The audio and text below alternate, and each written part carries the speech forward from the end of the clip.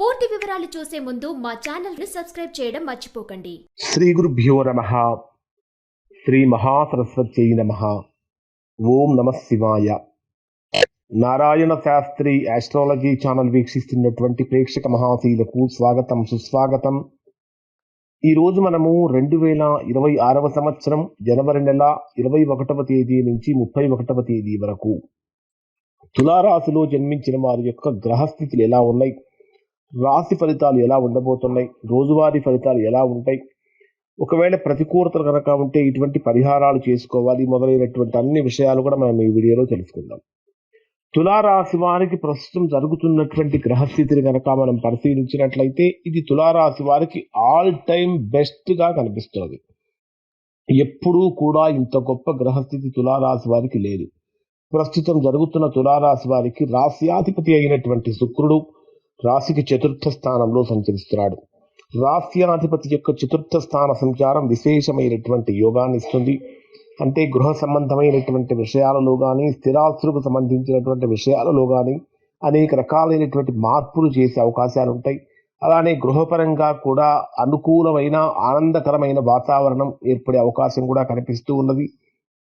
ఇంకొకటి ఏమిటంటే మీ జన్మరాశికి భాగ్యాధిపతి అయినటువంటి బుధుడు కూడా చతుర్థ స్థానంలో సంచరిస్తున్నాడు. చతుర్థ స్థానంలో మొత్తం 4 గ్రహాలు సంచరిస్తున్నాయి. రవి, బుధ, కుజ, శుక్ర గ్రహాలు 4 గ్రహాలు చతుర్థ స్థానంలో సంచరిస్తున్నాయి. భాగ్యాధిపతి అయినటువంటి బుధుడు చతుర్థ స్థానంలో సంచరించేటప్పుడు రావాల్సిన ధనం ఏదైతే ఉంటుందో చక్కగా చేతికి అందుతుంది.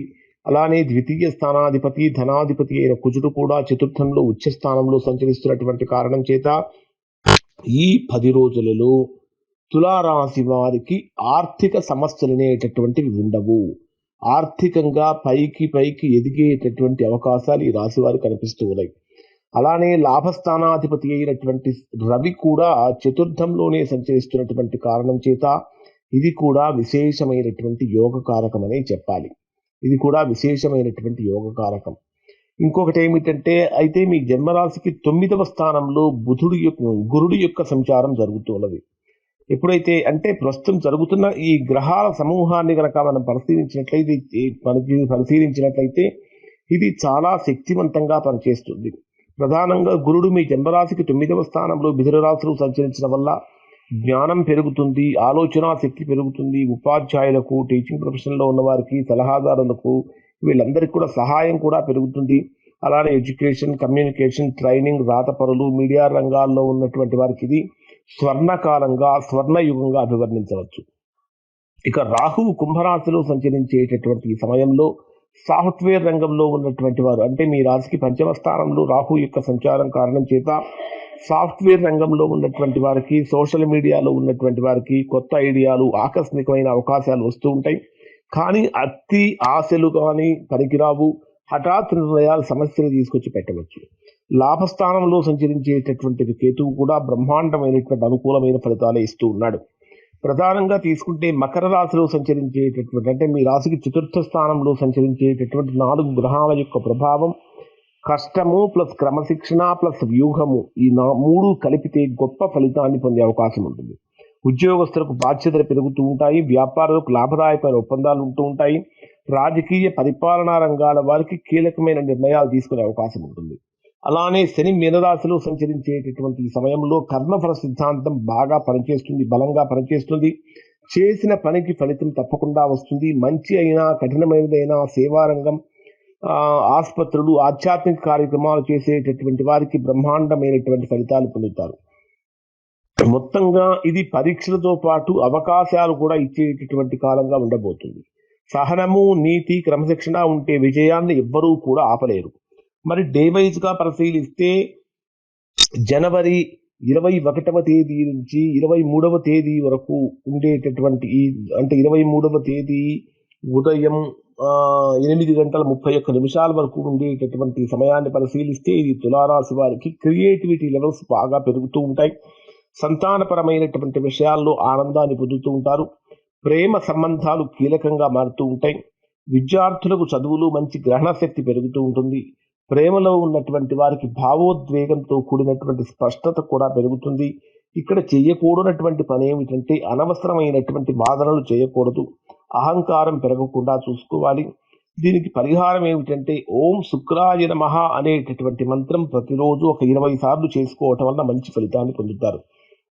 ఇక 23వ తేదీ ఉదయం 8:31 నుంచి 25వ తేదీ మధ్యాహ్నం 1:32 వరకు ఉండేటటువంటి సమయంలో ఇది మీకు ఆరోగ్యపరంగా కొంచెం జాగ్రత్తలు పాటించాలి. రుణాలు పెరగటం కానీ, గతంలో చేసిన రుణాలకు సంబంధించిన ఒత్తిడి పెరగటం కానీ ఇట్లాంటివి జరుగుతూ ఉంటాయి. శత్రువులు పెరుగుతూ ఉంటారు. కార్యాలయ ఒత్తిడి కూడా పెరుగుతూ ఉంటుంది. కానీ పోటీ పరీక్షల్లో విజయం సాధించే అవకాశాలు ఉంటాయి. కాంపిటేటివ్ ఎగ్జామ్స్కి అటెండ్ అయ్యేటటువంటి వారికి గొప్ప ఫలితాలు కనిపిస్తూ ఉన్నాయి. ఇక్కడ మీకు మీ దృష్టి ఏ విధంగా ఉంటుందంటే చిన్న విషయాలే పెద్ద సమస్యలుగా మారే అవకాశాలు ఉంటాయి. కాబట్టి దేనిని కూడా భూతద్దంలో పెట్టి చూడకూడదు. ఇక్కడ మీరు హనుమాన్ చాలీసా పారాయణ చేసి మంగళవారం రోజున ఆంజనేయ స్వామికి ఎరుపు రంగు పూలు కనుక సమర్పించినట్లయితే తద్వారా మంచి ఫలితాలు పొందుతారు. ఇక జనవరి 25వ తేదీ మధ్యాహ్నం 1:32 నుంచి 27వ తేదీ సాయంత్రం 4:41 వరకు ఉండేటటువంటి సమయంలో ఇది బ్రహ్మాండమైనటువంటి అనుకూలమైన ఫలితాన్ని ఇస్తుంది. వ్యాపార ఒప్పందాలు పెరుగుతూ ఉంటాయి. దాంపత్య జీవితంలో ఆర్గ్యుమెంట్స్ లేకుండా చూసుకోవాలి. అలానే భాగస్వాములతో అపార్థాలు రాకుండా చూసుకోవటం కూడా చాలా మంచిది. కొత్త పనులు ప్రారంభించడానికి ఇది అనుకూలమైనటువంటి కాలంగానే ఉంటుంది. శివలింగానికి పాలతో అభిషేకం చేసినట్లయితే చాలా గొప్ప ఫలితాలు పొందుతారు. ఇక 27వ తేదీ సాయంత్రం 4:41 నుంచి 29వ తేదీ సాయంత్రం 6:30 వరకు ఉండేటటువంటి సమయాన్ని కనుక మనం పరిశీలించినట్లయితే ఇది ఊహించినటువంటి ప్రతికూలత కలుగుతూ ఉంటాయి. అష్టమ స్థాన చంద్రుడి యొక్క ప్రభావం కారణం చేత ప్రయాణాల పరంగా ఇబ్బందులు కలుగుతూ ఉంటాయి. ఆర్థికంగా కొంచెం అటు ఇటుగా అయిపోతూ ఉంటుంది. డబ్బు రావటం కొంచెం కష్టంగా మారుతూ ఉంటుంది. ఊహించిన దానికన్నా ఎక్స్పెక్ట్ చేసిన దానికన్నా కూడా అధికమైనటువంటి ఖర్చులు పెరిగే అవకాశాలు ఉంటాయి. కాబట్టి ఈ విషయాలలో కొంచెం జాగ్రత్తలు పాటించండి. ఇక్కడ మీరు శని మంత్రాన్ని కనుక జపించినట్లయితే ఓం శం శనైశ్చరాయ నమః అనేటటువంటి మంత్రాన్ని ఒక 11 సార్లు జపించినా సరే చాలా గొప్ప ఫలితాన్ని పొందుతారు. ఇక 29వ తేదీ సాయంత్రం 6:30 నుంచి 31వ తేదీ వరకు రాత్రి వరకు ఉండేటటువంటి సమయంలో మరలా అదృష్ట ద్వారాలు తెరుచుకుంటాయి.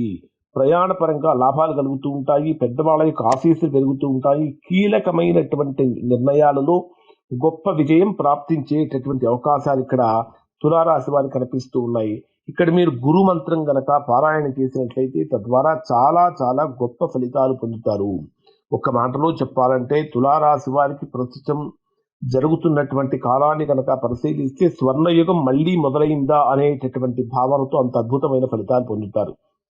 మరి ఇప్పుడు చెప్పిన ఫలితాలు అందరికీ వర్తిస్తాయా అంటే దాదాపుగా 90% మందికి 90% ఫలితాలు వర్తిస్తాయి.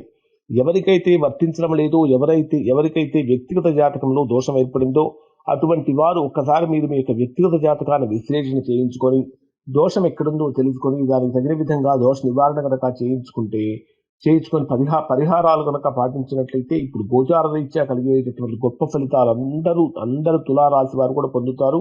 ఇవి తులారాశి వారికి సంబంధించినటువంటి ఫలితాలు. శుభం.